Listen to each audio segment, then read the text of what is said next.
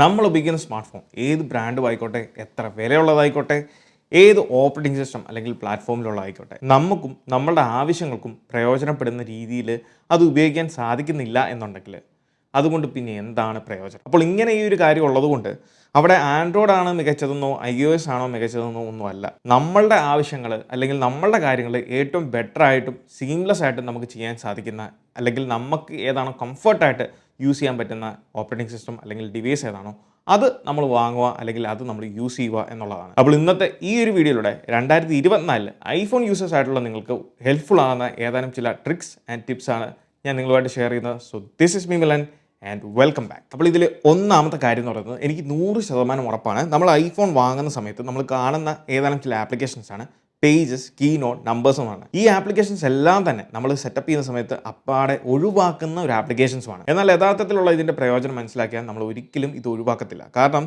നമ്മൾ Windows laptop അല്ലെങ്കിൽ Mac ഒക്കെ വാങ്ങുമ്പം പലരും ചോദിക്കുന്ന ഒരു കാര്യമാണ്, നമുക്ക് മൈക്രോസോഫ്റ്റിൻ്റെ ഈ ഒരു സ്യൂട്ട് നമുക്കറിയാം, 360 ഓഫീസ് സ്യൂട്ടിനകത്ത് നമുക്ക് Microsoft Teams, Word, Excel, PowerPoint, Outlook എന്ന് പറഞ്ഞ പല ഫീച്ചേഴ്സ് അല്ലെങ്കിൽ പല ആപ്ലിക്കേഷൻസും പല സോഫ്റ്റ്വെയർസും നമുക്ക് ലഭിക്കുന്നതായിരിക്കും. ഫ്രീ ആയിട്ട് ലഭിക്കാം പുതിയ ലാപ്ടോപ്പൊക്കെ വാങ്ങുന്നവർ. പക്ഷേ മാക്കിലാണെങ്കിൽ നമുക്ക് ഇതെങ്ങനെ ഇൻസ്റ്റാൾ ചെയ്യാമെന്ന് പലരും ചോദിക്കും. കാരണം കോളേജ് സ്റ്റുഡൻസിന്, ഓഫീസിൽ വർക്ക് ചെയ്യുന്നവർക്കൊക്കെ യൂസ്ഫുൾ ആയിട്ടുള്ള പല കാര്യങ്ങളും ഇതിൽ ചെയ്യാൻ സാധിക്കും. എന്നാൽ നിങ്ങൾ ഈ പറഞ്ഞ PowerPoint presentation, Excel, Word, ഈ പറഞ്ഞ എല്ലാ കാര്യത്തിനും ലിറ്ററലി എവറി സിംഗിൾ ഓപ്ഷനും ഉള്ള ഒരു ഓൾട്ടർനേറ്റീവാണ് ആപ്പിളിൻ്റെ ഈ ഒരു പേജസ്, കീനോട്ട്, നമ്പേഴ്സ് എന്ന് പറയുന്നത്. കാരണം ആപ്പിളിൻ്റെ കീനോട്ട് എന്ന് പറഞ്ഞ ആപ്ലിക്കേഷൻ ഉപയോഗിച്ചുകൊണ്ട് ലിറ്ററലി നമുക്ക് അടിപൊളിയായിട്ട് പ്രസൻറ്റേഷനൊക്കെ ചെയ്യാൻ സാധിക്കും. ഞാൻ കോളേജിൽ പഠിച്ചുകൊണ്ടിരുന്ന സമയത്ത് ഞാൻ ചെയ്തിട്ടുള്ള പ്രസൻറ്റേഷനാണ് നിങ്ങൾ ഈ കാണുന്നത്. നമുക്ക് ലിറ്ററലി എങ്ങനെയൊക്കെ കസ്റ്റമൈസ് ചെയ്യാൻ സാധിക്കുമോ, ആനിമേറ്റ് ചെയ്യാൻ സാധിക്കുമോ, അങ്ങനെയുള്ള എല്ലാ കാര്യങ്ങളും അടങ്ങിയിട്ടുള്ള അടിപൊളി ആപ്പിളിൻ്റെ സോഫ്റ്റ്വെയർ ആണ് കീനോട്ട് എന്ന് പറയുന്നത്. ഇതിലെ രണ്ടാമത്തെ ട്രിക്ക് എന്ന് പറയുന്നത് നിങ്ങളിപ്പോൾ കണ്ടു കാണും, ഞാൻ ഈ പേജസിലേക്ക് സ്വൈപ്പ് ചെയ്യുന്നതിന് പകരം സ്ലൈഡ് ചെയ്താണ് പോയത്. സോ അതെങ്ങനെ ചെയ്യാൻ സാധിക്കുന്നത് വെച്ചാൽ നമുക്കറിയാം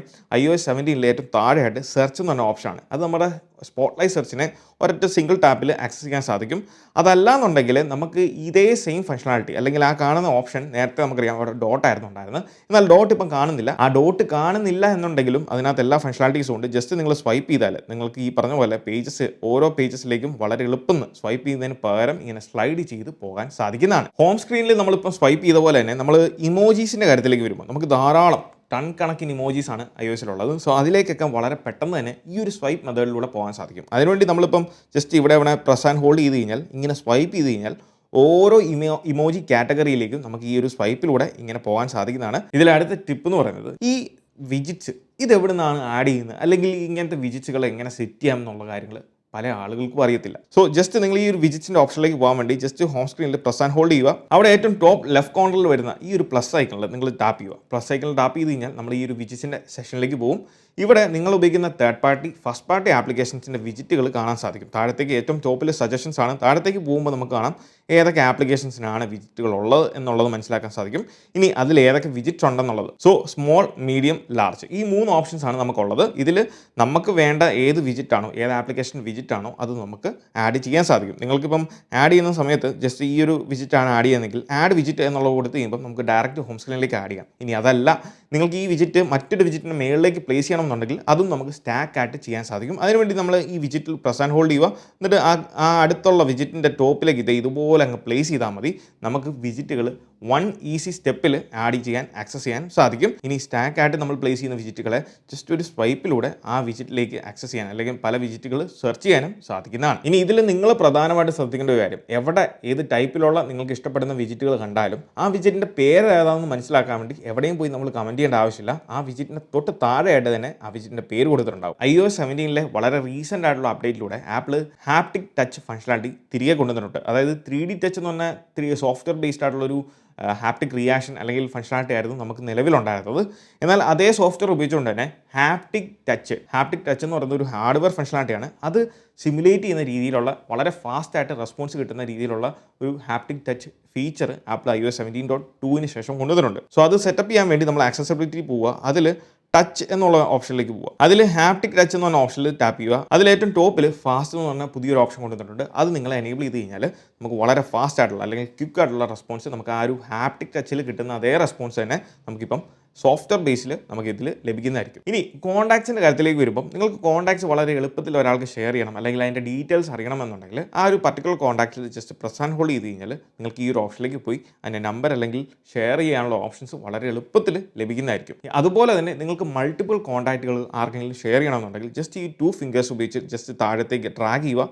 ജസ്റ്റ് പ്രസ് ആൻഡ് ഹോൾഡ് ചെയ്ത് കഴിഞ്ഞാൽ ഇതുപോലെ 8 കോൺടാക്റ്റുകൾ അല്ലെങ്കിൽ എത്രയാണോ നിങ്ങൾ ഷെയർ ചെയ്യുന്ന അല്ലെങ്കിൽ സെലക്ട് ചെയ്യുന്ന കോൺടാക്റ്റുകൾ ഒരുമിച്ച് നിങ്ങൾക്ക് ഷെയർ ചെയ്യാനോ അല്ലെങ്കിൽ മെർജ് ചെയ്ത് ഒരു കാർഡായിട്ട് ഷെയർ ചെയ്യാനും സാധിക്കുന്നതായിരിക്കും. പിന്നീട് നമ്മളുടെ വെതർ ആപ്പിൽ നമുക്ക് വളരെ ഈസി ആയിട്ട് ഒരു പർട്ടിക്കുലർ പ്ലേസിൻ്റെ വെതർ അറിയണം എന്നുണ്ടെങ്കിൽ നമുക്കൊരു ട്രിക്ക് യൂസ് ചെയ്ത് അറിയാൻ സാധിക്കും. അതിനുവേണ്ടി നമ്മൾ ഈ ഒരു മാപ്പ് ഓപ്ഷനിൽ പോവുക. അതിൽ നമ്മൾ ഈ ഒരു സ്റ്റാക്ക് ഓപ്ഷനിൽ ടാപ്പ് ചെയ്ത് ഇത് ടെമ്പറേച്ചറിലേക്ക് മാറ്റുക. ടെമ്പറേച്ചറിലേക്ക് മാറ്റി കഴിയുമ്പോൾ നമുക്ക് കൃത്യമായിട്ട് ഏരിയാസ് പ്ലേസസ് ഒക്കെ കാണാൻ സാധിക്കും. ഒരു മാപ്പ് നമുക്ക് ഹീറ്റ് മാപ്പ് ലഭിക്കുന്നതായിരിക്കും. അതിൽ നിങ്ങൾ ഉദ്ദേശിക്കുന്ന ആ ഏരിയ സൂം ഇൻ ചെയ്യുക.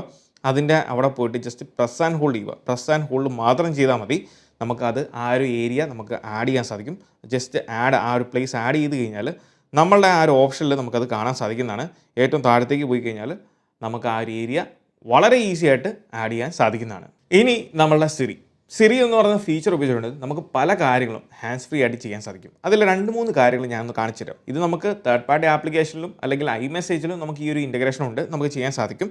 സോ നിങ്ങളിപ്പം ഹോം സ്ക്രീനിൽ ഓൺ ആക്കി വെച്ചേക്കുന്ന എന്ത് ആപ്പ് ആയിക്കോട്ടെ അല്ലെങ്കിൽ എന്ത് കാര്യങ്ങളായിക്കോട്ടെ അത് നിങ്ങൾക്ക് അവിടെ നിന്ന് ഷെയർ ചെയ്യണം എന്നുണ്ടെങ്കിൽ നമ്മൾ സിറിനെ ജസ്റ്റ് ഇൻവോക്ക് ചെയ്യുക. Share the screenshot to Malu. So നിങ്ങൾക്ക് ഇങ്ങനെ സെൻഡ് ചെയ്യാൻ സാധിക്കും. ഇതുപോലെ തന്നെ നിങ്ങൾക്ക് ഒരു മ്യൂസിക്, ഇപ്പം ആപ്പിൾ മ്യൂസിക് എന്ന് മാത്രമല്ല ഏത് മ്യൂസിക് ആയിക്കോട്ടെ ആ ഒരു പർട്ടിക്കുലർ മ്യൂസിക് നിങ്ങൾക്ക് ഷെയർ ചെയ്യണമെന്നുണ്ടെങ്കിൽ അവിടെയും നമുക്ക് ഇതുപോലെ തന്നെ ഒരു കമാൻഡ് കൊടുത്താൽ മതി. സിറിനെ ഇൻവോക്ക് ചെയ്യുക, share this music to Malu. ഇതുപോലെ നമുക്ക് മ്യൂസിക് ഷെയർ ചെയ്യാൻ സാധിക്കുന്നതാണ്. പിന്നീട് നമ്മളുടെ സഫാരിയിൽ നമ്മൾ ഡൗൺലോഡ് ചെയ്യുന്ന കാര്യങ്ങൾ, ഇപ്പോൾ നമുക്ക് ഇവിടെ ഈ ഒരു IPSW ഫയലൊക്കെ ഡൗൺലോഡ് ചെയ്യണമെന്നുണ്ടെങ്കിൽ ജസ്റ്റ് അതിൽ ടാപ്പ് ചെയ്ത് കഴിഞ്ഞാൽ നമുക്ക് ഈ സഫാരിയിൽ തന്നെ ഡൗൺലോഡ് ചെയ്യാൻ സാധിക്കും. നിങ്ങൾക്ക് ഇവിടെ താഴെ ഡൗൺലോഡ് ഇൻഡിക്കേറ്റേഴ്സ് ആപ്പിൽ കൊടുത്തിട്ടുണ്ട്. സോ ഇവിടെ ഉള്ള ഒരു കുഴപ്പം എന്താണെന്ന് വെച്ചാൽ നമുക്ക് ആ ഡേറ്റ അതിൻ്റെ സൈസ് മാത്രമേ കാണാൻ സാധിക്കൂ. എന്നാൽ ഇതിൻ്റെ പെർസെൻറ്റേജ് നമുക്ക് വളരെ എളുപ്പത്തിൽ കാണാൻ സാധിക്കും. അതിനുവേണ്ടി നിങ്ങൾ ഈ ഒരു സൈഡിലുള്ള ആ ഒരു ഫൈൻഡർ ഐക്കണിൽ ജസ്റ്റ് ടാപ്പ് ചെയ്ത് കഴിഞ്ഞാൽ നമ്മൾ എവിടെയാണോ ഇത് ഡൗൺലോഡ് ചെയ്യുന്നത് അതിൻ്റെ പെർസെൻറ്റേജ് താഴെയായിട്ട് നമുക്ക് കാണാൻ സാധിക്കുന്നതാണ്. സോ ഇങ്ങനെ നിങ്ങൾക്ക് പെർസെൻറ്റേജ് വൈസ് അറിയണമെന്നുണ്ടെങ്കിൽ അതിനുള്ള ഓപ്ഷനും നമുക്ക് സഫാരിയിൽ അവൈലബിൾ ആണ്. അതുപോലെ തന്നെ സഫാരിയിൽ നമ്മളിപ്പോൾ ഒരു പേജ് ഓപ്പൺ ചെയ്ത് കഴിഞ്ഞാൽ അതിനകത്ത് ധാരാളം ലിങ്കുകൾ കാണാം. സോ ആ ലിങ്ക് നോർമലി നമ്മൾ ആ ലിങ്കിൽ ടാപ്പ് ചെയ്ത് കഴിഞ്ഞാൽ ആ ഓപ്പൺ ചെയ്ത് വെച്ചേക്കുന്ന പേജിൽ തന്നെ ആയിരിക്കും ആ ലിങ്ക് ഓപ്പൺ ആയി വരിക. മറ്റൊരു ടാബ് വ്യൂവിലേക്ക് പോകുന്നതല്ല.